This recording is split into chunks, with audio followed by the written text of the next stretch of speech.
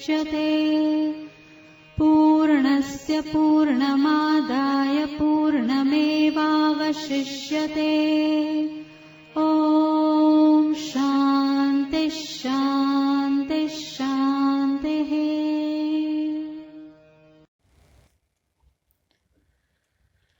हरि ओम श्री गुरुभ्यो नमः। हरि ओम कंठे यस्य विराजते हि गरलं गंगाजलो मस्तके वामांगे गिरिराजराजतनया जाया भवानी सती नंदीस्कंधगणादिनाथ सहितं श्री विश्वनाथ प्रभु काशी मंदिर संस्थितो खिल गुरु देयात् सदा मंगलम् देयात् सदा मंगलम्। यद्वक्त्रमानससरः प्रतिलब्धजन्म भाष्यारविन्दमकरन्दरसं पिबन्ति प्रत्याशमुन्मुखविनीतविनेयभृङ्गा तान् भाष्यवित्तकगुरून् प्रणमामि मूर्ध्ना तान् भाष्यवित्तकगुरून् प्रणमामि मूर्ध्ना। असंख्य कल्याण गुणगण निलय आनंद कंदचीन मूर्ति सच्चिदानंद परमात्मा की अहेतु की कृपा से मनुष्य जीवन का श्रेष्ठतम लाभ जिसको सत्संग कहा गया, उस हेतु से, उस निमित्त से पुनः एक बार हम सब उपस्थित हैं। गीता गंगोदकम पीत्वा पुनर्जन्म न विद्यते। जिस श्रीमद् भगवद गीता को आश्रय करके सत्संग की यह श्रृंखला प्रवाहमान है, गीता चिंतन माला, उस गीता रूपी अमृत समूह से, समुद्र से एक बिंदु भर भी यदि कोई पान करे तो पुनः उसको पुनर्जन्म ग्रहण करने की आवश्यकता नहीं रहती है। वह अमृत स्वरूप हो जाता है, अजर और अमर हो जाता है, धन्य और कृतकृत्य हो जाता है। ऐसा श्रीमद् भगवद गीता के महात्म्य के संबंध में प्रसिद्ध है। उस श्रीमद् भगवद गीता जो भगवान योगेश्वर श्री कृष्ण ने अर्जुन को निमित्त बना करके संपूर्ण मनुष्यों के कल्याणार्थ मोक्ष मार्गियों के लिए पाथेय के रूप में उपस्थित किया है, ऐसे श्रीमद् भगवद गीता का 7वां अध्याय इस श्रृंखला में सत्संग के लिए विषय के रूप में उपस्थित है। और आरंभ में ही भगवान ने स्वयं अपने श्रीमुख से श्री भगवान वाच, यहाँ से प्रसंग का आरंभ करते हैं। यद्यपि पूर्व के प्रसंगों में भी भगवान ने अर्जुन को अनेक विध उपदेश दिए,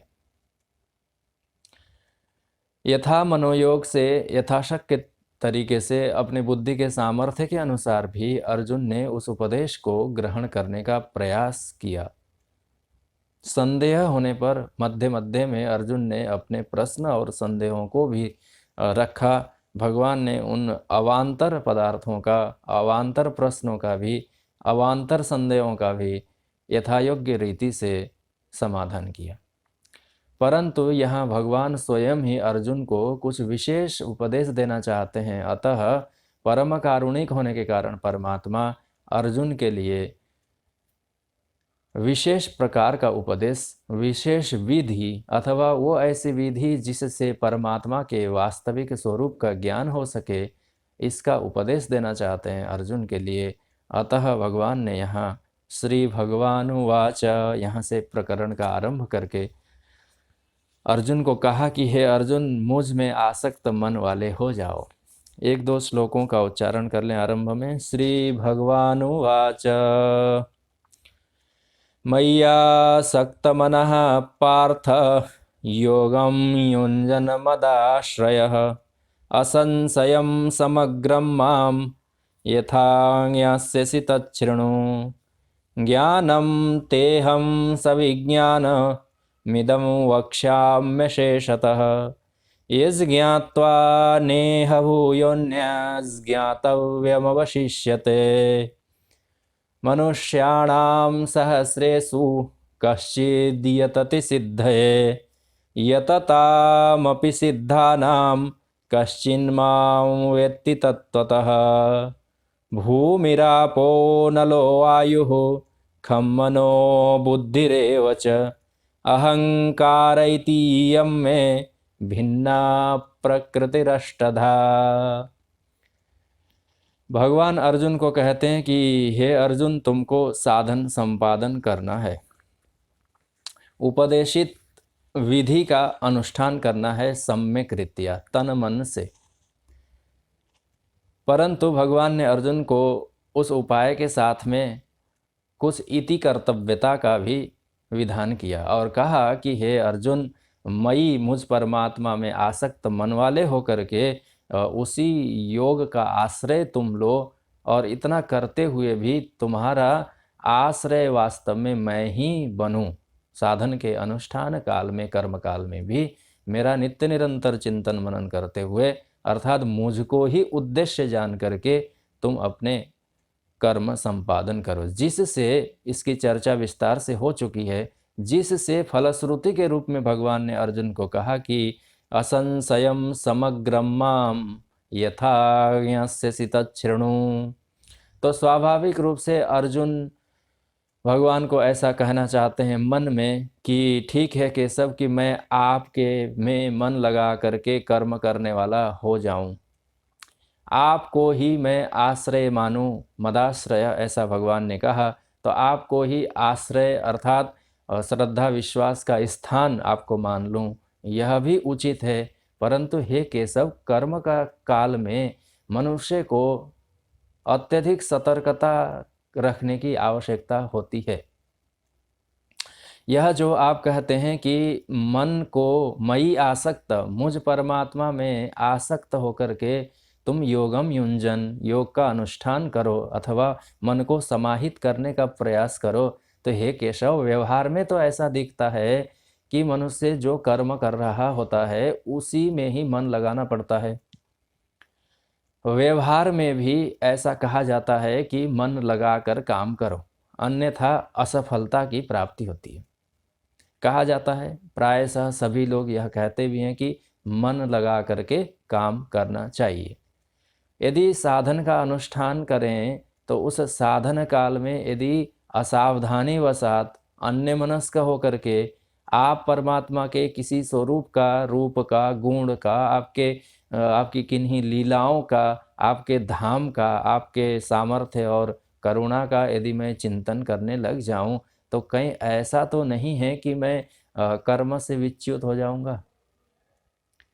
सामान्य अवस्था में यह एक संदेह अवश्य रहता है, क्योंकि अर्जुन की अथवा अर्जुन को निमित्त बना करके जिनके लिए, जिन सब हम के लिए, हम लोगों के लिए यह उपदेश है, वह भी अपनी दृष्टि से यदि विचार करे तो किसी कर्म साधन काल में अथवा कर्मानुष्ठान काल में भी यदि परमात्मा का उसी मन से चिंतन करें, मन आसक्त होने के कारण वहाँ चला जाए, तो फिर वह जो प्रवर्तमान कर्म है वह कर्म ठीक प्रकार से संपादन होगा अथवा नहीं, यह भी एक विचार की बात है।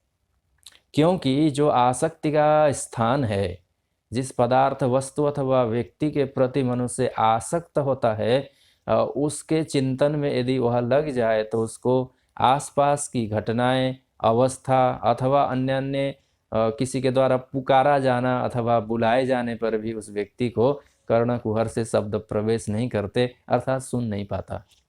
यह देखा जाता है।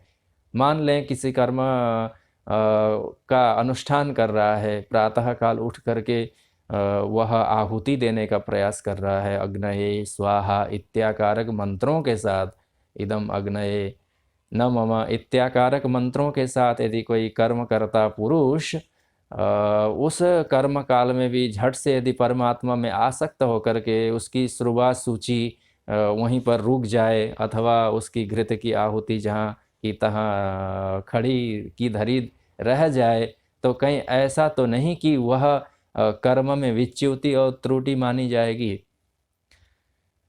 अर्जुन यहाँ भगवान से अप्रकट रूप में यह संदेह रखना चाहते हैं कि केशव ठीक कहते हो, आपकी आप में मन लगाऊं, परंतु आप में मन लगाऊंगा तो काम बिगड़ सकता है ना।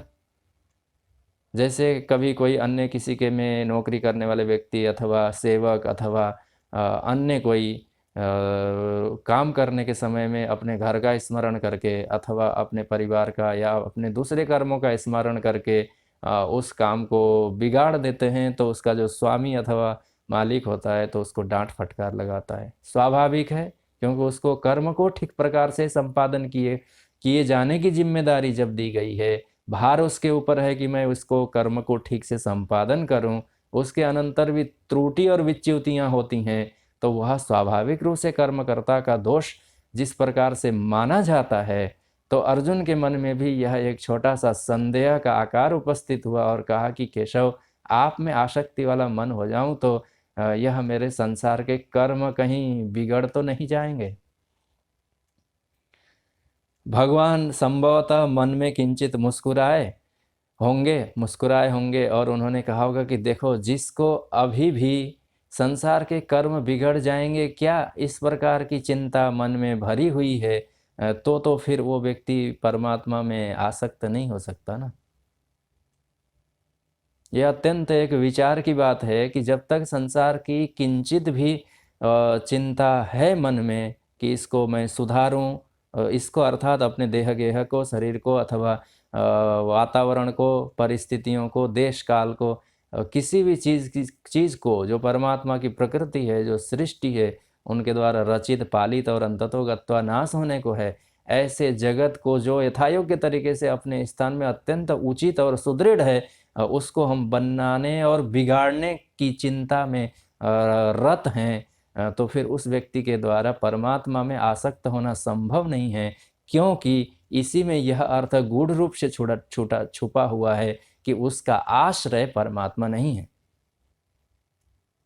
पुनः अर्जुन के मन में ऐसा संदेह का आकार प्रकट हो सकता है कि हे केशव, आप में मैं यदि आसक्त हो जाऊं, आहुति देते देते श्रुवा सूची रुक गई मेरी, तो फिर तो कर्म के द्वारा होने वाला जो फल है स्वर्ग आदि, उससे कहीं वंचित तो नहीं रह जाऊंगा। यदि इस प्रकार संसार के साधन और उन साधनों के द्वारा जो सिद्ध होने वाले फल लोक परलोक तक इत्यादि आसक्ति के आश्रय स्थान हैं, तो फिर तो उस व्यक्ति के द्वारा परमात्मा का चिंतन करना किंचित कठिन है। कर तो लेता है, आहुतियाँ भी दे देता है, मंत्र भी जप लेता है, किंचित काल के लिए ध्यान धारणा में बैठ भी जाता है, परंतु उसका उत्तर अर्जुन पूर्व में ही दे चुके हैं कि हे केशव, न पश्यामि स्थितिम स्थिराम, उनकी स्थिति को मैं स्थिर नहीं देखता, वो बहुत देर तक और बहुत काल तक दृढ़ नहीं रह पाते आपके चिंतन में, इसलिए मैं भी थोड़ा डर, मेरे मन में भी किंचित डर और भय है कि आसक्ति का आश्रय मैं आपको बदल करके आप कर दूं, परमात्मा को कर दूं, तो कहीं मेरे कर्म तो नहीं बिगड़ जाएंगे। क्योंकि कर्म और उसके फल के प्रति आकांक्षा है, तभी तो उस कर्म में मनुष्य प्रवृत्त हुआ रहता है ना।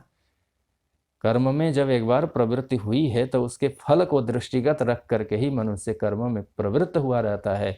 अतः उसको छोड़ करके आसक्ति का स्थान अन्य करना अत्यंत सरल तो नहीं ही है, इसको प्रयास पूर्वक लाने की आवश्यकता होती है।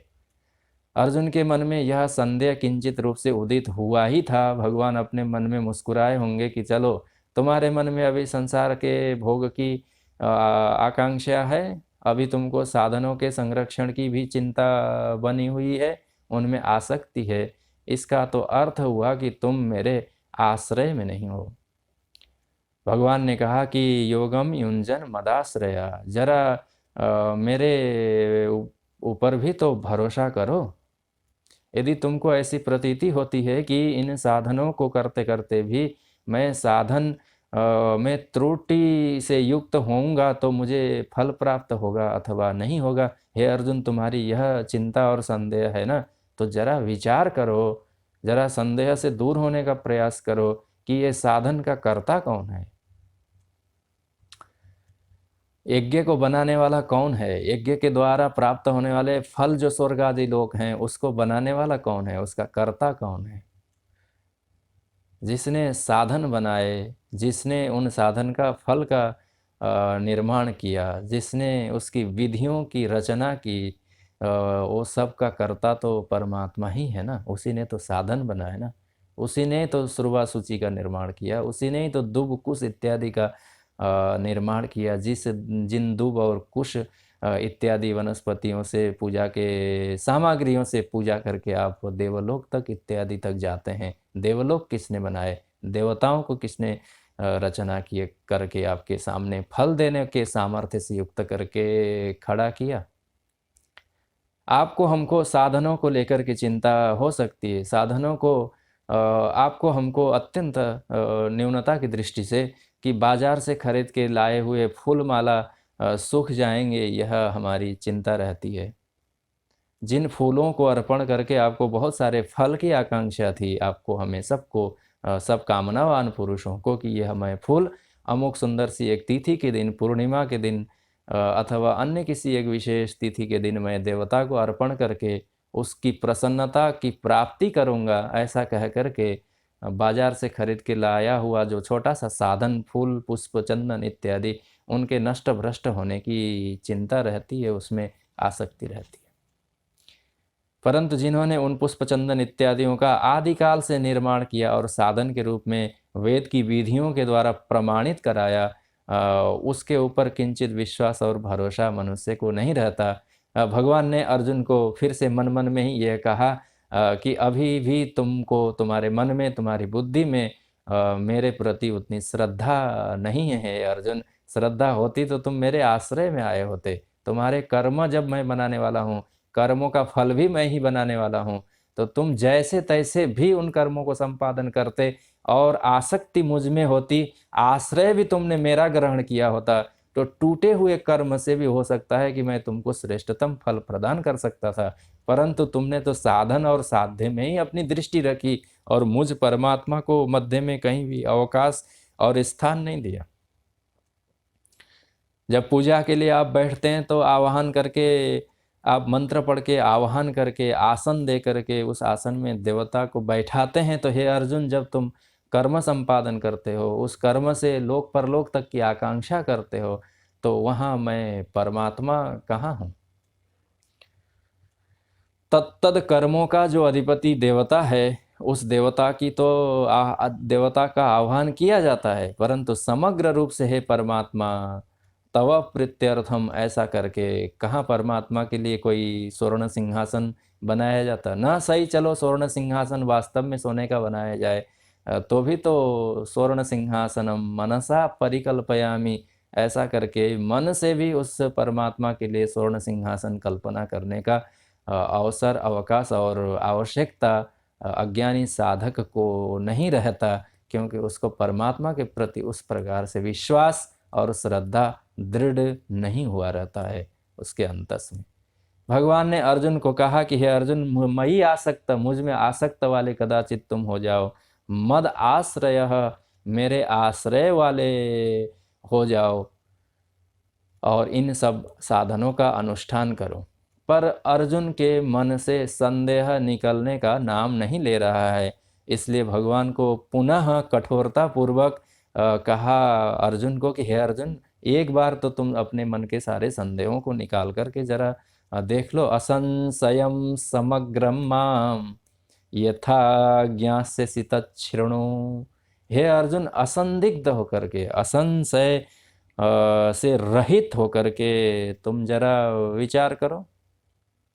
अभी तो हे अर्जुन तुमको अपने साधनों में ही भरोसा नहीं, उन साधन से फल होगा अथवा नहीं, अथवा मैं स्वर्ग जाऊंगा तो मुझे स्वर्ग की प्राप्ति होगी ही अथवा नहीं। संदेह से युक्त होकर के ही कर्म इत्यादि करने में भी मनुष्य प्रवृत्त हुआ रहता है। भगवान ने कहा कि असंशयम, हे अर्जुन संदेह से रहित होकर के तुम जरा हमारी बातों को सुनने का प्रयास करो। तो अर्जुन ने कहा, कह सकते हैं कि हे केशव मैं कहाँ अविश्वास कर रहा हूँ आपके ऊपर। यह सभी लोग कहते हैं, जिसके मन में अविश्वास अत्यधिक रहता है वही कहता है कि नहीं नहीं मैं तो खूब विश्वास करता हूँ तुम्हारे ऊपर, तुम्हारी सारी बातों का मुझे भरोसा है, परंतु मन में सोचता है कि नहीं नहीं इसकी बातों पर, इसके कर्मों पर, इसके लक्षणों पर तो विश्वास नहीं किया जा सकता, ऐसा सोचता है। अर्जुन ने कहा कि नहीं नहीं मैं तो कोई संदेह नहीं कर रहा हूँ। भगवान भाष्यकार ने कहा कि संशयम अंतरेण एवं एव भगवान इति, संशय से रहित होकर के जानना चाहिए, अथवा संशय से रहित होकर के जरा तुम अपने चित्त को निर्मल बना करके उसमें संदेह के अनेक अंकुरों को जरा सा उच्छेद करके तुम देखने का, सुनने का प्रयास करो। तो यह एक विचार की भी बात है कि संदेह का आखिर कारण क्या है। जब हम कोई जड़ साधन में विश्वास करते हैं, नौका का भरोसा करके नदी पार होने का प्रयास करते हैं, हो भी जाते हैं, पुल का आश्रय लेकर के बिना नदी के ऊपर से पार आप चले जाते हैं, कभी भय तो नहीं होता कि यह पुल गिर जाए, आप आराम से चले जाते हैं। मनुष्यों की कृति जो होती है उसके ऊपर भी भरोसा रहता है, अपने ही कृतकर्मों के ऊपर भी मनुष्य को भरोसा और संदेह नहीं रहता। तो फिर यह परमात्मा के स्वरूप, उसके स्वभाव, उसके लक्षण, उसका सामर्थ्य, जो ईश्वर तत्व है जिसकी यहाँ चर्चा के लिए पदार्थ का जो वाच्यार्थ है विशेष करके यहाँ शब्दों के रूप में, और अंततो गत्वा जो तत्पद का लक्ष्यार्थ है उसकी जो यहाँ चर्चा हो रही है, उसको लेकर के आखिर संदेह एक अभ्यासी व्यक्ति के अंतस में होता क्यों है, यह भी एक थोड़े से विचार की बात है। संदेह होने का हेतु क्या है? भगवान ने क्योंकि कहा अर्जुन को कि असंशयम, हे अर्जुन असंदिग्ध हो जाओ, संदेह से रहित होकर के तुम जानने का, सुनने का प्रयास करो, उपदेशित पदार्थ को समझने की चेष्टा हे अर्जुन करो। तो आचार्यों ने ऐसा स्मरण किया है कि यह जो ईश्वर तत्व है, जो तद पद का वाच्य है, वह और परमात्मा यदि शब्द कहा जाए तो अंततो गत्वा जो भगवान अपने वास्तविक स्वरूप का उपदेश देना चाहते हैं, जो अर्जुन को समझना है, जिसको लक्ष्यार्थ कहा गया, वो तत्पद का जो वाच्यार्थ लक्ष्यार्थ हैं, वह आखिर वाच्यार्थ में अनेक अर्थ निकल आते हैं। लक्ष्यार्थ तो एक है, ठीक है, परंतु वाच्यार्थ में अनेक आ जाते हैं, इसलिए अनेक होने के कारण संदेह होता है। जहाँ एक से अधिकता होगी वहाँ संदेह होगा। दो व्यक्ति मुकुट पहन करके सुंदर सिंहासन पर बैठे होंगे तो संदेह होगा कि कौन सा राजा है। तो देखना पड़ेगा कि आपको किसका मुकुट ज़्यादा बड़ा है, किसके मुकुट में ज़्यादा रत्न जड़े हुए हैं, किसका मुकुट ज़्यादा चमकीला है। ऐसा देख करके आप अनुमान लगाएंगे कि हाँ यह राजा हो सकता है।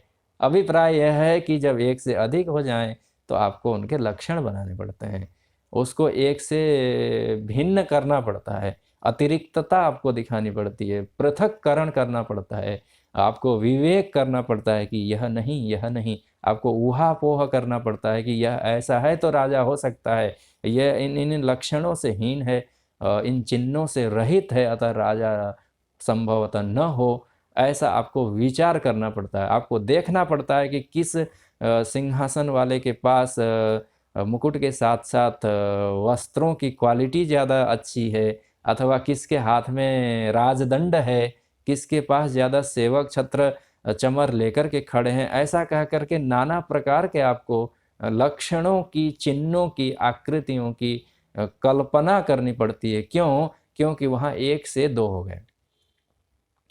ऊंचा सा सिंहासन होता, एक ही व्यक्ति बैठा हुआ होता, राज दरबार होता, तो आप देख करके ही समझ जाते कि यह राजा है। तो भगवान यहाँ अर्जुन को क्या कहना चाहते हैं कि हे अर्जुन, असंशयम, तुम्हारे मन में किंचित संदेह भी हुआ है तो उचित ही है संदेह का होना, क्योंकि तुमने आज तक अपने संस्कार स्वभाव के कारण अथवा शिक्षाओं के कारण भी ईश्वर के अनेक रूप सुने हैं ना। अनेक रूप रूपाय विष्णवे प्रभ विष्णवे।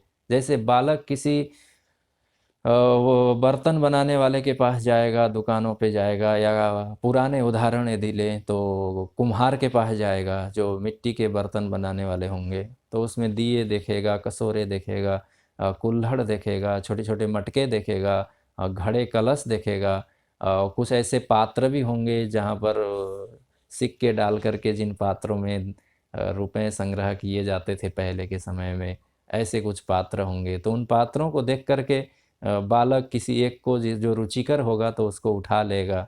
तो उसी प्रकार से जब अल्प और आरंभ रहता है व्यक्ति का इस धर्म मार्ग में, इस मोक्ष मार्ग में, इस अध्यात्म में, इस श्रवण मनन निधिध्यासन में जब अभ्यासी रहता है व्यक्ति, आरंभिक अवस्था का रहता है, तो वह ईश्वर के स्वरूप को लेकर के सशंकित रहता है, संदेहवान रहता है, नानात्व की उसके अंतस में कल्पना रहती है। एकमेव अद्वितीय सद ब्रह्म ही है जो संपूर्ण चराचर के रूप में प्रकाशित और दृश्यमान हो रहा है, ऐसा उसको जो श्रेष्ठ सिद्धांत है उसका ग्रहण नहीं हुआ रहता है। इसलिए संदेह आना स्वाभाविक है।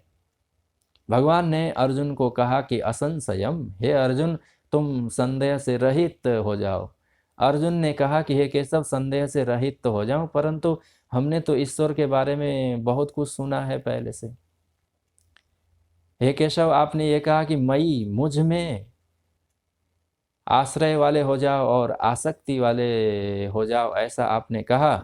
और मई ऐसा कह करके मुझ का आपने अनंत ऐश्वर्य बल विद्या से युक्त जो परमात्मा है, उस परमात्मा हूँ ऐसा कह करके आचार्यों ने उसका अर्थ किया। मई अर्थात मुझ, यह जो कृष्ण केशव वासुदेव जो सारथी हैं, जो वंशी बजाते हैं, जो छोटा सा चक्र लिए हुए हैं हाथ में, सुंदर से मुखमंडल वाले हैं, ऐसे कृष्ण के ऊपर मई नहीं, जो मई सर्वैश्वर्य, अनेक ऐश्वर्यों से बल विभूति योग्यता सामर्थ्य जगत उत्पत्ति और पालन करने का सामर्थ्य रखने वाले मुझ परमात्मा में आपने कहा कि ऐसे में तुम आश्रय और आसक्ति करो।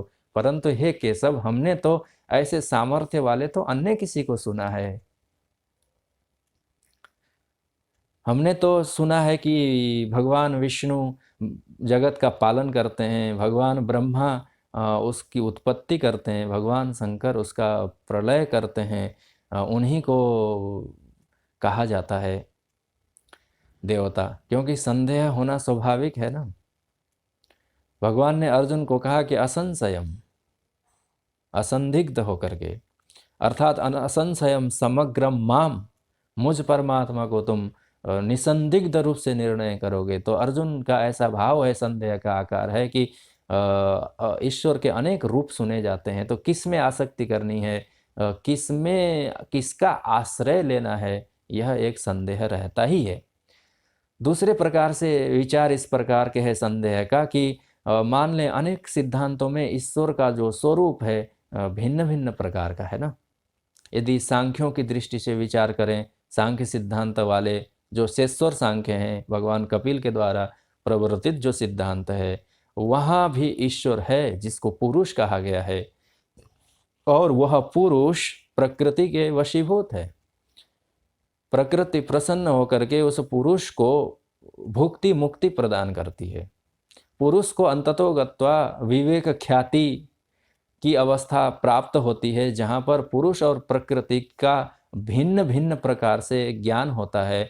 प्रकृति अलग है, पुरुष अलग है, विविक्त होकर के ज्ञान होता है। इस प्रकार के भी कई ईश्वर की चर्चाएं आई हैं।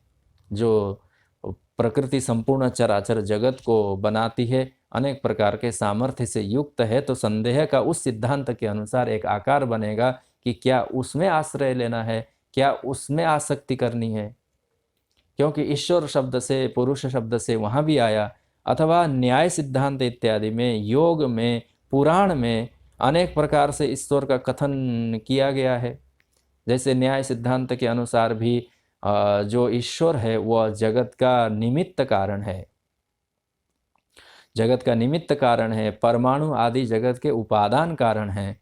तो निमित्त कारण ईश्वर है, तो क्या वह ईश्वर जो संसार का निमित्त मात्र कारण है उसकी प्राप्ति करनी है, उसमें आसक्त होना है, उसका आश्रय ग्रहण करना है, क्योंकि वह सिद्धांत वाले श्रेष्ठ मुनि जो अत्यंत आन्वीक्षिक विद्या से युक्त हैं, सूक्ष्म दृष्टि हैं, बुद्धि की चातुर्य से युक्त हैं, ऐसे ऋषियों ने ईश्वर का ऐसा भी तो लक्षण कहा है ना।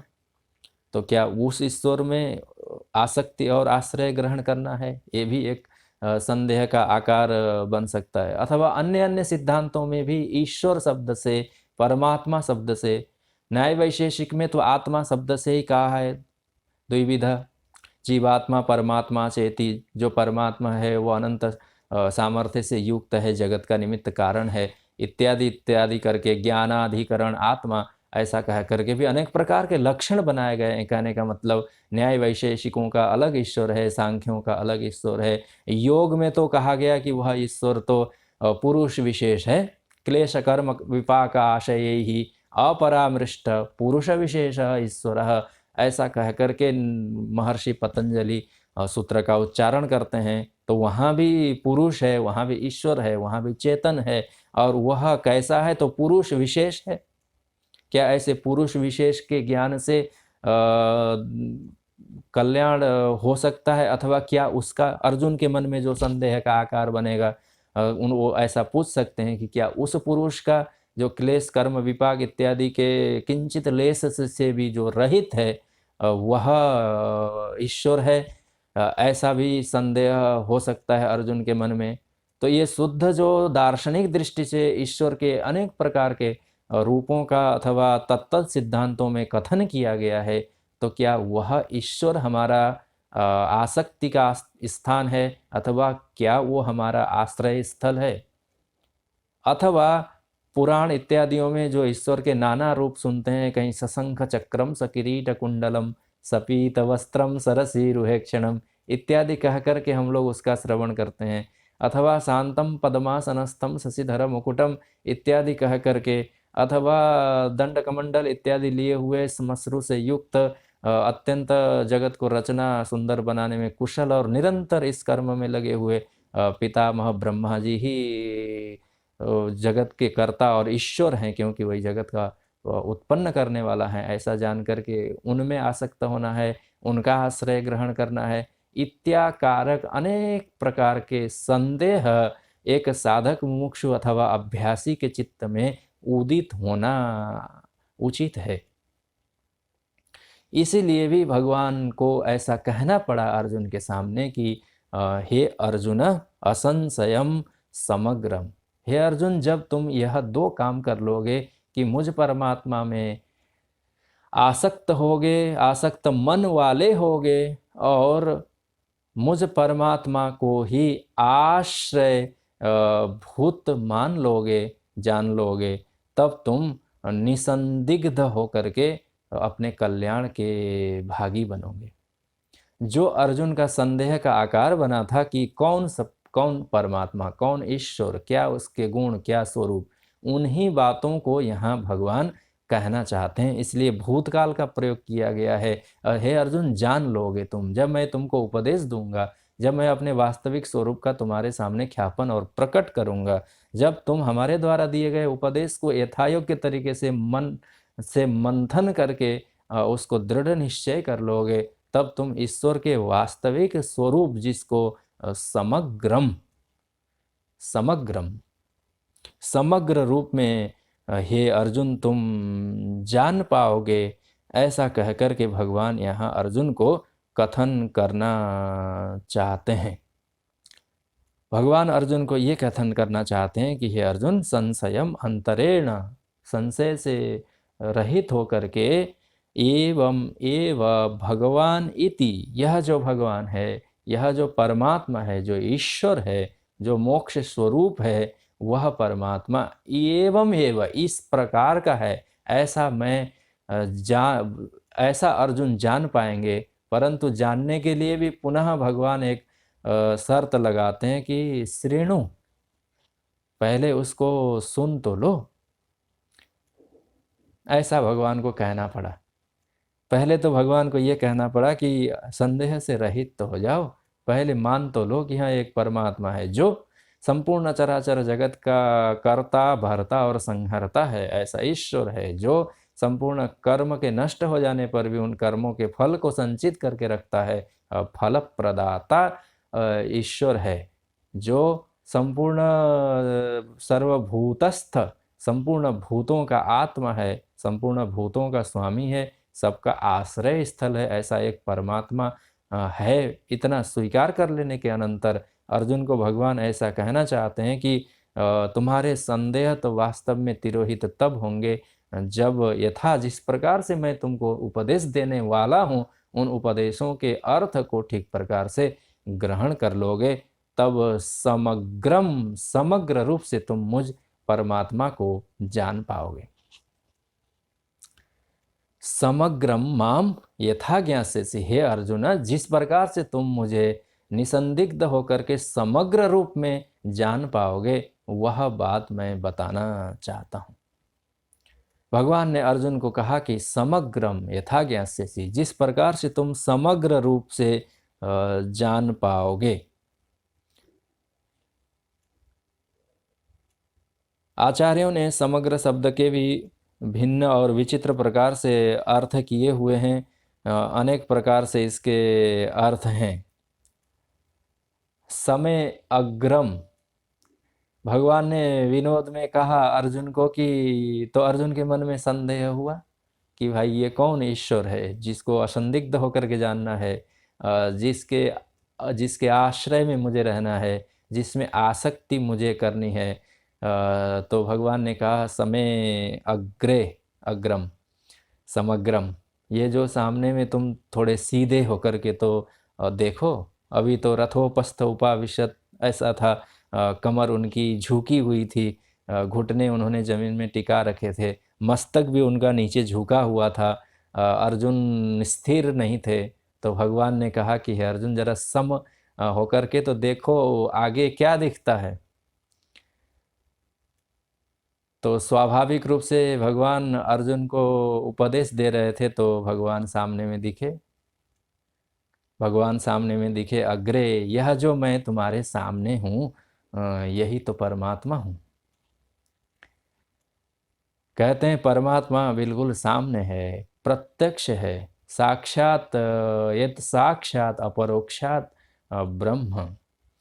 जो साक्षात है, जो अपरोक्ष है, जो आपके अर्थात जो सबका सम्मुख है, ऐसे जो तत्व विशेष को परमात्मा और ईश्वर कहा जाता है। भगवान ने अर्जुन को कहा अग्रे अग्रे, ये जो सामने देखो, आगे देखो, आगे देखो। अर्जुन ने सामने में देखा तो भगवान तोत्र वेत्रैकपाणये ज्ञानमुद्राय कृष्णाय गीतामृतदुहे नमः। तोत्र वेत्रैकपाणये ज्ञानमुद्राय कृष्णाय, पुनः हाथ में घोड़े की लगाम थाम करके एक हाथ से और दूसरे हाथ से अर्जुन को अभय मुद्रा, ज्ञान मुद्रा प्रदर्शन करते हुए खड़े वासुदेव योगेश्वर कृष्ण दिखे। तो अर्जुन को आप बताइए, विश्वास हुआ अथवा संदेह हुआ? तो अर्जुन ने, जब भगवान ने कहा अग्रे, मैं तो तुम्हारे सामने खड़ा हूँ परमात्मा, तो अर्जुन ने कहा कि ना ना ना, आप तो कृष्ण हो, केशव हो, वासुदेव हो, हमारे सखा और सारथी हो, आप कैसे परमात्मा हो सकते हो? भगवान ने कहा ज्ञास्यसि, जान जाओगे, योग्यता होगी। ज्ञास्यसि अर्थात बाद में जान लोगे। जब योग्यता होगी, जब जान लोगे, जब अंतःकरण शुद्ध होगा, जब जान लोगे, जब सामर्थ्य आएगा, जब जान लोगे, जब तुम्हारे सारे साधन चूक जाएंगे, जब जान लोगे जिन साधनों का फल परमात्मा नहीं है, साधन करते करते करते थक हार करके, जैसे एक बालक अनेक प्रकार के कर्मों से क्लांत माँ, आधुनिक भाषा में यदि उसको कहा जाए तो जैसे आजकल माताएं बाहर काम करके आती हैं, श्रांत रहती हैं, थकी हुई, घर लौट के आती हैं तो संभवतः बच्चे यदि उनके सामने रोना धोना प्रारंभ कर दें, कुछ वस्तु पदार्थ याचना कर लें अथवा कोई चीज़ का आग्रह कर लें, तो माता थोड़ी देर जब तक स्वयं अपनी तैयारी नहीं कर लेती, जब तक अपने बैग सामग्री कोने में टेबल के ऊपर नहीं रख लेती, तब तक वो बच्चे को रोने भी छोड़ दे सकती है अथवा उसके तरफ ध्यान नहीं भी दे सकती है। किंचित क्षण उपेक्षा करके उसके अनंतर फिर जिस प्रकार से माँ अपने बालकों को स्नेह देती है, तद्वत भगवान ने कहा कि हे अर्जुन, थोड़ा संदेह कर लो, थोड़े भ्रांति में रहो, थोड़ा भटको, थोड़े अपने साधनों को अपना लो, थोड़ा परिश्रम कर लो, थोड़े यत्न कर लो। जब तुम यह जान जाओगे कि हमारे संपूर्ण साधनों का फल परमात्मा नहीं है, साधन के साध्य के रूप में नहीं है, साधनों से उसको प्रकट नहीं कर सकते, जब जान लोगे हमारे बस की बात नहीं है, जब ईश्वर अनुग्रह होगा, सम्मुख होई जीव जब मोहि, सब कुछ छोड़ कर के जब सम्मुख होगे, तुम मेरे आगे उपस्थित होगे हे अर्जुन, तब तुम मुझको ज्ञास्यसि, जान पाओगे। जानोगे कैसे? तो कहे समग्रम असंशयम समग्रम, समग्र रूप में जान पाओगे, समय अग्रम।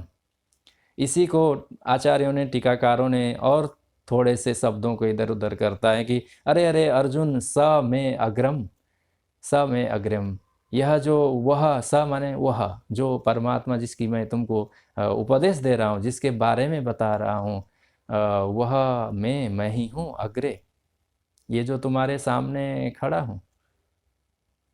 भगवान ने अर्जुन को कहा कि हे अर्जुन, क्या तुमको ऐसा लगता है कि मैं किसी दूसरे व्यक्ति की बात कर रहा हूँ? क्या तुमको ऐसी प्रतीति होती है कि मुझ में ये दुर्गुण है कि मैं बैठ कर के दूसरों की परनिंदा और परचर्चा करूं? क्या कहते हैं? भगवान ने अर्जुन को कहा कि हे अर्जुन, तुमको हमने यह जो परमात्मा, यह ईश्वर जिसके प्राप्ति के ये साधन, यह उपाय, ये यत्न ऐसे ऐसे प्राप्त होने से, करने से प्राप्त होते हैं, ऐसा जो तुमको मैं कथन करके उपदेश दे रहा हूँ, क्या ये पड़ोसी की बात हो रही है? क्या तुमको ऐसी प्रतीति होती है कि मैं दूसरे किसी पुरुष की तुम्हारे सामने इतना बखान करने वाला हूँ? क्या तुमको ये प्रतीत होता है कि मैं कभी बैठ कर के परचर्चा करने के लिए बैठा हूँ?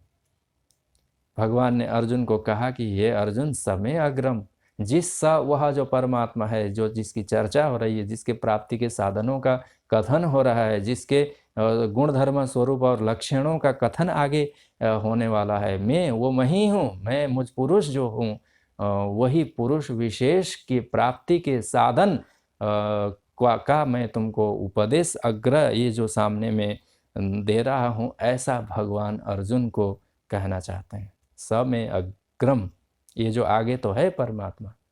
इसमें एक बात और स्मरण करने की है कि अंतिम में जब छठे अध्याय के मदगते नांतरात्मना, इस प्रकार की शब्दावलियां वहाँ आई हुई हैं कि इस परमात्मा को अंतरात्मा रूप से, अंतरात्मा में, अपने शुद्धांतःकरण में, आरंभ में औपाधिक और अंततोगत्वा एकीभूतता का अनुभव जहाँ पर करना है उस साधक को, वह परमात्मा यही मैं तुम्हारे सम्मुखीन और सामने में तो हूँ, यह अर्जुन को भगवान कहना चाहते हैं।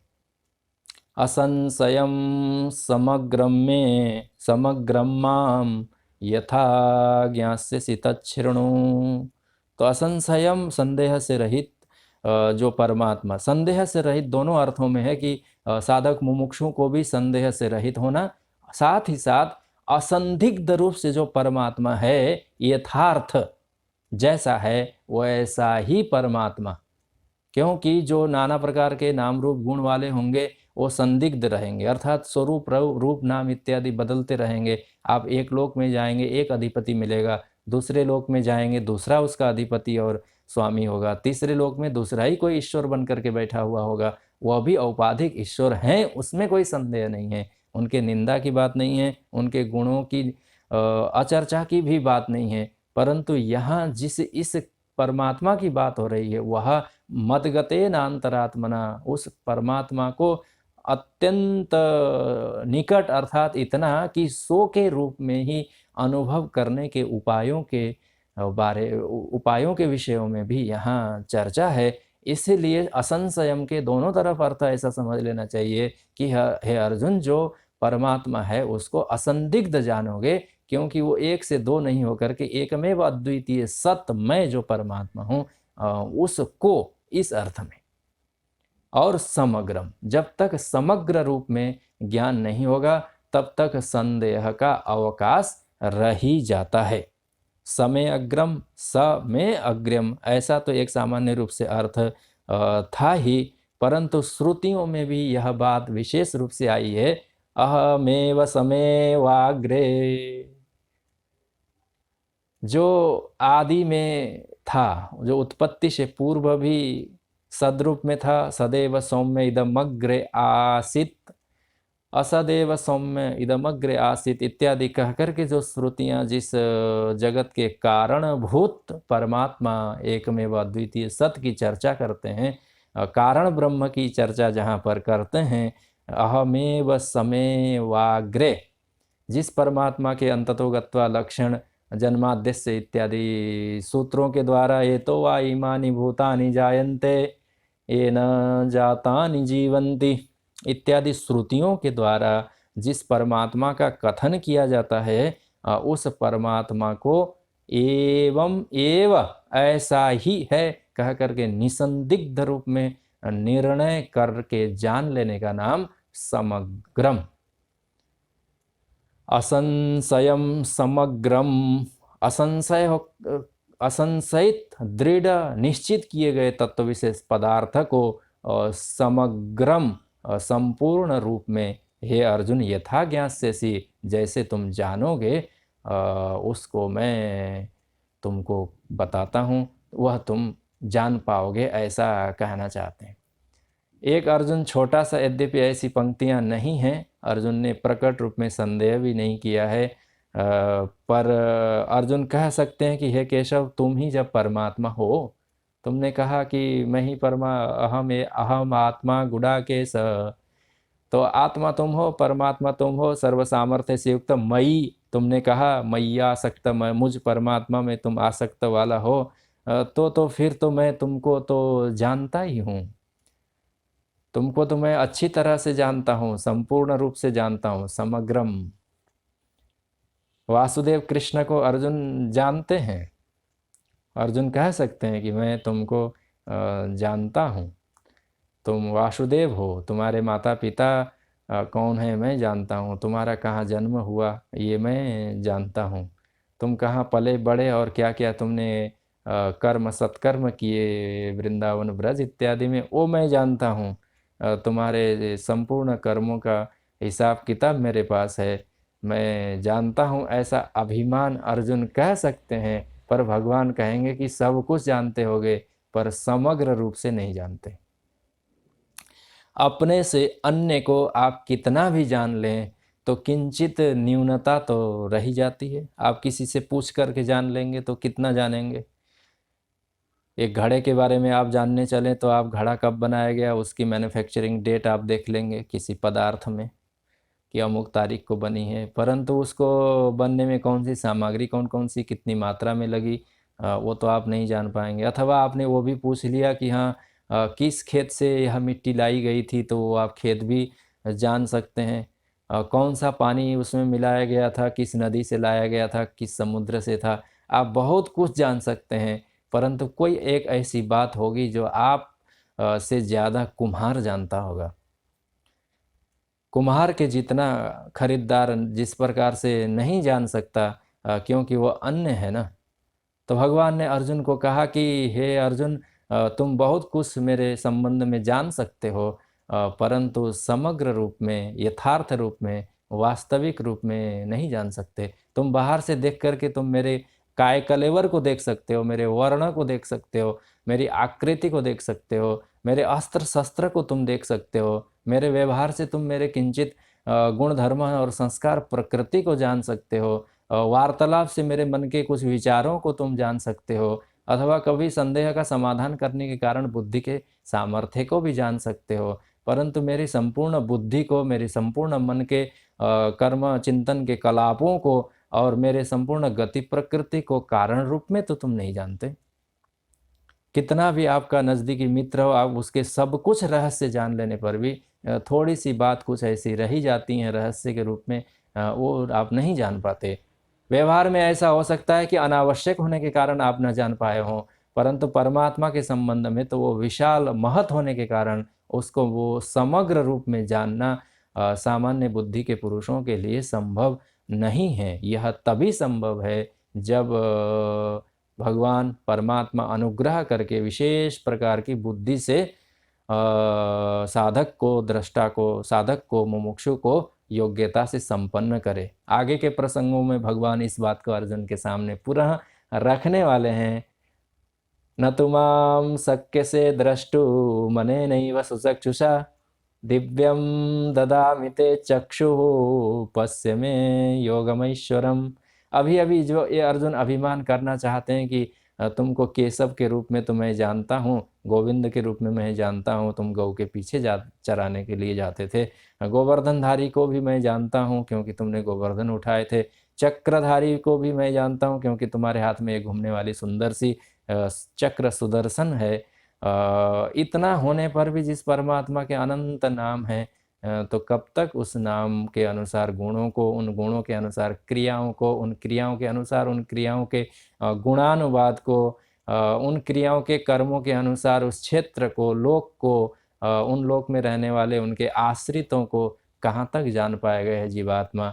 इसलिए परमात्मा के सगुण रूपों का भी आर पार नहीं जान सकता, परंतु भगवान अर्जुन को कहते हैं कि हे अर्जुन, तुमको मैं ऐसा उपाय बताता हूँ जिस उपाय से तुम मुझे ज्ञास्यसि जान जाओगे। कब जानोगे? जब जानोगे, जब तुम मेरा मन हो जाओगे। यदि किसी के मन के साथ किसी दूसरे का मन मिला दिया जाए तो उसके मन के सारे संकल्प विकल्पों को जान लेगा कि नहीं? उसकी बुद्धि के साथ इसकी बुद्धि को जब मिला दिया जाए तो उसकी बुद्धि में आने वाली जो बुद्धि की चतुरता है, बुद्धि की योग्यता है, उसका निर्णय करने का सामर्थ्य है, आदि सारी चीज़ों का इसको ज्ञान हो जाएगा कि नहीं?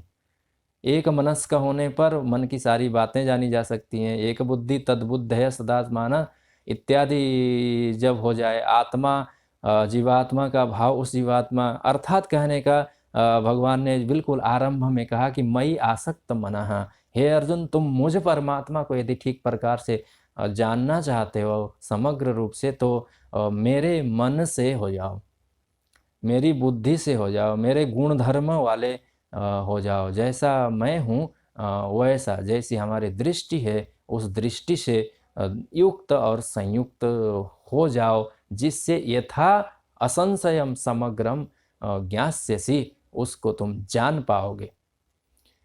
अर्जुन के मन में पुनः संदेह हुआ कि ठीक है, मैं किंचित तो आपके संबंध में जानता ही हूँ, ऐसा अभिमान आ सकता है। अर्जुन को वो अभिमान नहीं आया, परंतु जीवात्मा को किंचित अभिमान आ सकता है कि अरे, मैं तो ईश्वर तत्व का निर्णय कर चुका हूँ, मैं तो परमात्मा को जानता हूँ, ऐसा कह सकता है। परंतु शास्त्र कहते हैं कि नहीं नहीं नहीं, जिन्होंने कहा कि मैं जानता हूँ वह तो नहीं जानता। अन्य देव तद विदितात अविदितात अधि, वह तो जानकारी अजानकारी, ज्ञान अज्ञान से विलक्षण, भिन्न और पृथक है। वह भी बिना श्रवण के तो जान ही नहीं सकते, कैसे जान पाएगा? इसलिए भगवान अर्जुन के चित्त में मैं जानता हूँ ऐसा अभिमान जागृत हो, उससे पूर्व ही भगवान कहते हैं कि हे अर्जुन, पहले श्रवण तो कर लो। भगवान अर्जुन को ऐसा कहना चाहते हैं कि भगवान अर्जुन को जिस परमात्मा के संबंध में, जिस भगवान के बारे में समझाना चाहते हैं, वह परमात्मा वेद वेदांत प्रतिपाद्य अद्वितीय सद वस्तु, जो समग्र रूप में ज्ञान कराना चाहते हैं, अर्थात पर और अपर दोनों ब्रह्म का ज्ञान कराना चाहते हैं। जो ज्ञेय ब्रह्म है उसको भी ज्ञान कराना चाहते हैं, उसके संबंध उसका ज्ञेय पर ब्रह्म का और अपर ब्रह्म के माध्यम से अर्जुन को विभूति ऐश्वर्य बल इत्यादि दिखा करके उसमें प्रवृत्त करा के समग्र रूप में जनाना चाहते हैं। इसी का अर्थ समग्र कहा गया। अन्यथा आपने पुरुष प्रकृति का विवेक भी कर लिया, भिन्न भिन्न प्रकार से आपने जान भी लिया, आपने पुरुष प्रकृति से अलग है ऐसा कह करके विवेक ज्ञान भी कर लिया, परंतु प्रकृति के सारे रहस्य तो नहीं जान पाए ना।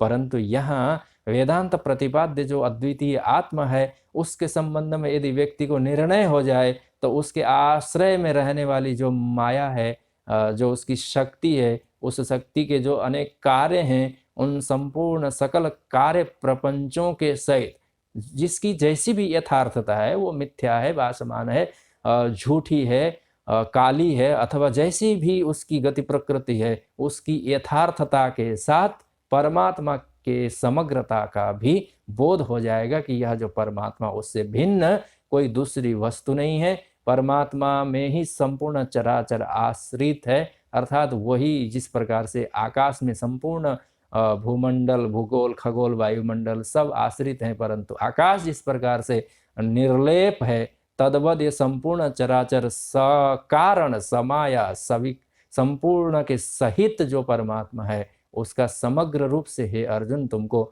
ज्ञान हो जाएगा।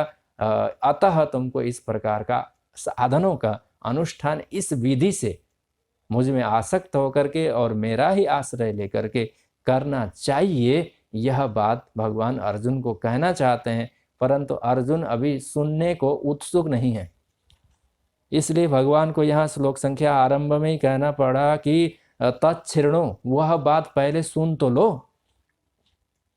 पहले श्रवण तो करो। तो इसलिए हमारी विधि है कि श्रवण मनन निधिध्यासन, आरंभ में श्रवण करना पड़ेगा। श्रवण का अर्थ ये जो सामान्य रूप से कहते हैं कि कान से सुनना, उस अर्थ में नहीं है। वेदांत में तो श्रवण की बड़ी विलक्षण रीति से अर्थ किया गया है। अशेषानाम वेदांता वेदांतानम अशेषानाम आदिमध्यवशानतः, संपूर्ण जो औपनिषदीय सिद्धांत हैं उन सब के द्वारा, वेद के द्वारा, संपूर्ण साधनों के द्वारा, योग याग और कर्म इत्यादियों के द्वारा जो किया जाना है, जो प्रतिपाद्य है, जो प्राप्तव्य है, जिस सब का सार और रस है वह अद्वितीय ब्रह्म है, ऐसा निर्णय करने का नाम इति धी श्रवणम भवेत, ऐसे का नाम श्रवण ऐसा कहा जाता है। भगवान अर्जुन को ये कहना चाहते हैं कि हे अर्जुन श्रेणु, पहले सुन तो लो। जिस प्रकार से यह तो वही बात हो गई जैसे कोई आप किसी उतावले व्यक्ति को आप ये कहते हैं कि अच्छा मुझे तो इस वस्तु की ज़रूरत थी, मैंने सोचा था ये खरीद लूँ अथवा ये कहीं से आहरण कर लूँ, लाऊं, तो आपकी सारी बात सुनने से पहले ही वो झट से कूद करके उस वस्तु को खरीदने अथवा लाने के लिए चला जाता है। या कहिए कि आपका कोई आज्ञाकारी, अत्यंत आज्ञाकारी और स्नेहशील सेवक हो और आपको अखबार पढ़ने की आदत हो और आपने कहा कि अरे अखबार लाना मैं भूल गया, तो वह सेवक दौड़ करके अखबार खरीदने चला जाता है, परंतु उसने पूरी बात तो नहीं सुनी। आपको कौन सा अखबार पढ़ना है ये तो आपने बताया नहीं, वो क्या क्या नाम वाले सब अंग्रेजी, हिंदी, गुजराती, उर्दू अथवा अन्य अन्य भाषाओं में जो भी न्यूज़पेपर्स हैं प्रचलित, हिंदी, वो सारे अखबार में से कौन सा अखबार पढ़ने का आपका अभ्यास है, यह तो आपके सेवक ने सुना ही नहीं। उसने सुना कि अखबार लाना है ऐसा सोच करके वो झटपट जिस प्रकार से उसको खरीदने के लिए चला जाता है अथवा जाने के लिए उद्यत हो जाता है, तो उसको उतावलापन कहा जाएगा, उसको आतुरता कही जाएगी, उसको कहा जाएगा कि जरा सुन तो लो कि कौन सा अखबार लाना है। तद्वद अर्जुन को तो प्राय ये हो ही गया था कि ठीक है, आप परमात्मा है, आप में मुझे अपने मन बुद्धि को लगाना है, आपका स्मरण करते हुए आप में आसक्त होकर के आपके ही भरोसे के साथ हमें अपने कर्मों का संपादन करना है। मैं निसंदिग्ध हूँ, इससे मैं समग्र रूप में जान लूँगा, ऐसा भी आपने कहा तो ठीक है, कर लेता हूँ। ऐसा अर्जुन के मन में यदि भाव आ जाए तो भगवान ने कहा नहीं, किस विधि से, किस पद्धति से इसको संपादन करना है, तत्श्रेणु, पहले सुन तो लो, पहले गुरुओं के पास तो जाओ, उनसे विधि पद्धति तो सीख लो, पहले मंत्र का ग्रहण तो कर लो। उन मंत्रों को माला में कैसे फेरा जाता है, 1 2 3 4 करके, ओम ओम ओम करके, नमः शिवाय इत्यादि करके कैसे बैठा जाता है, कैसे उठा जाता है, किस प्रकार से हाथ पैरों की मुद्राएं हैं, कैसे आसन इत्यादि हैं, श्वास की क्या गति प्रकृति है, चिंतन की क्या धारा है, इन सारी चीज़ों को भी तो सीखने की अपेक्षा और आवश्यकता रहती है। तो इसलिए भगवान ने कहा कि शृणु शृणु, पहले सुन लो, सुन करके उस बात को अच्छी तरह से समझ लो। सुनने का अर्थ ही होता है कि समझ लें। और देख करके पता चल जाता है कि व्यक्ति सुन रहते हैं, वो देखने से पता चलता है सुन रहे हैं अथवा नहीं सुन रहे हैं। सत्संग इत्यादियों में तो इस प्रकार की त्रुटियां नहीं होती, मनोयोग से व्यक्ति सुनता है, अथवा कोई थोड़े से इधर उधर के विचारों में भी चले जाते हैं, अथवा कार्यांतर में भी चले जाते हैं। वो कर्णकुहर से सुन तो रहे होते हैं, परंतु उसको सुनना नहीं कहा जाता, क्योंकि वो सुन करके की भी समझ नहीं रहे होते हैं। तो तद्वद भगवान ने अर्जुन को कहा कि हे अर्जुन, शृणु, पहले तुम श्रवण करो, उस श्रुत पदार्थ का मनन करो, उसको निदिध्यासन की अवस्था तक हे अर्जुन तुम पहुँचाओ, तब ज्ञास्यसि, तब जाकर के हे अर्जुन मेरे समग्र स्वरूप को, पर अपर को, कारण कार्य को, स्थूल सूक्ष्म को, प्रकृति पुरुष को, सब यत्किंचित जगत्याम जगत, जो कुछ भी है उसको समग्र रूप में हे अर्जुन तुम जान लोगे। वाच्यार्थ लक्ष्यार्थ दोनों को ही तुम स्पष्टतया जान लोगे, परंतु कब? जब तुम अच्छी और भली प्रकार से श्रवण मनन से संपन्न होगे। शृणु। अर्जुन के मन में फिर से एक नया संदेह आया। यह जो ज्ञास्यसि है, इसके अर्थ के संबंध में जान लोगे, ऐसा जब भगवान ने कहा, समग्रम यथा माम ज्ञास्यसि तत् शृणु, उसको सुनो तुम, तो अर्जुन को झट से संदेह होने को था कि हे अर्जुन, हे केशव, जिस प्रकार से कर्म अभी करते हैं तो कालांतर में फल की प्राप्ति होती है। कर्म मर्त्य लोक में आप संपादन करते हैं, यज्ञ अग्निहोत्र दान इत्यादि, और उस दान का फल आपको स्वर्ग आदि लोकों में सुख भोगने को लेकर के होता है, आप वहाँ सुख भोगते हैं। तब अर्जुन ने कहा कि हे केशव, जिस परमात्मा के संबंध में आप उपदेश देना चाहते हैं, जिसमें मुझे मन लगाना है और जिसका आश्रय ग्रहण करना है, जिसका मुझे समग्र रूप में ज्ञान होना है, जिसके संबंध में मुझे असंदिग्ध और दृढ़ रहना है, ऐसा परमात्मा भी तो कर्म के समान अभी आप उपदेश दोगे और भविष्य में मुझे उसका ज्ञान होगा, ऐसा ही कुछ है क्या? कर्मवत अभी फल कर्म करूँगा और भविष्य में भविष्यत काल की क्रिया के साथ। तो भगवान ने कहा कि नहीं नहीं नहीं, कहीं अर्जुन के मन में यह संदेह आ सकता है कि जैसे कर्म का फल देशांतर में जाकर के भोग होता है, तद्वद यह जो आपका ज्ञानोपदेश है, इस ज्ञानोपदेश का फल कहीं ऐसा तो नहीं कि कालांतर में जाकर के मुझे प्राप्त होगा। तो इस बात का खंडन करने के लिए भगवान श्लोक संख्या 2 का उत्थापन करेंगे, जिसकी चर्चा हम लोग आगे के सत्रों में समय की मर्यादा के अनुसार करेंगे। आज के सत्र को हम लोग यहाँ इस प्रकार से विश्राम देते हैं श्लोक के उच्चारण के साथ। ज्ञानम तेहम सविज्ञानमिदं वक्ष्यामसे सतः, यज्ञात्वा नेह भूयोऽन्यत् ज्ञातव्यमवशिष्यते। हरि ओम। पूर्णमदः पूर्णमिदं पूर्णात् पूर्णमुदच्यते, पूर्णस्य पूर्णमादाय पूर्णमेवावशिष्यते। ओम शांति शांति शांति। हरि ओम। श्री गुरुभ्यो नमः। हरि ओम। बोलिए सच्चिदानंद भगवान की जय हो। सद्गुरुदेव महाराज की, काशी विश्वनाथ महादेव की, गंगा मैया की। ओम नमः पार्वती पतये। हर हर महादेव।